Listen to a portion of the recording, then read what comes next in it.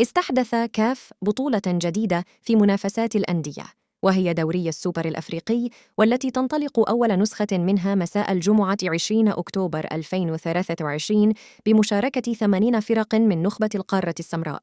يأتي على رأس المشاركين النادي الأهلي المصري الأكثر تتويجاً بالألقاب الأفريقية على مر التاريخ، بجانب الوداد المغربي والترجي الرياضي التونسي كممثلين لدول الشمال، ومعهم سيمبا التنزاني ومازيمبي الكونغولي وبيترو أتلتيكو الأنغولي، وأخيراً ماميلودي صن داونز الجنوب الأفريقي.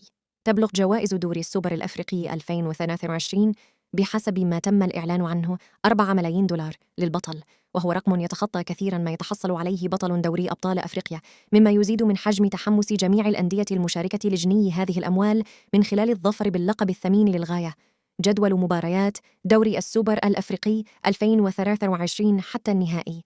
كانت العادة دائماً في البطولات الأفريقية أن تنقل عبر قنوات بي إن سبورتس فقط، لكن من ضمن التغييرات التي طرأت بفضل دوري السوبر الأفريقي أن المسابقة ستكون متاحة عبر قنوات أخرى عربية.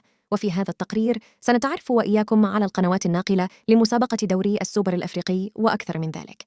ما القنوات الناقلة لدوري السوبر الأفريقي 2023؟ كانت قنوات أبو ظبي الرياضية هي أول من أعلنت الحصول على حقوق نقل مسابقة دوري السوبر الأفريقي 2023، وزفت أنباء سعيدة للجماهير العربية بأن كافة المباريات ستكون مذاعة عبر القنوات المفتوحة. وقبل انطلاق المسابقة بساعات أعلنت قنوات أون تايم سبورتس حصولها على حقوق بث المسابقة أيضاً، وتبعها إعلان من قنوات الرياضية المغربية عن نقل المسابقة كاملة عبر شاشة قنواتها المفتوحة. وفي اللحظات الأخيرة أعلن حصول قنوات بي إن سبورتس على حقوق نقل المسابقة أيضاً، ولكن من خلال قنواتها المشفرة، والأمر نفسه بالنسبة لشبكة قنوات SSC السعودية. ما تردد القنوات الناقلة لدوري السوبر الأفريقي 2023؟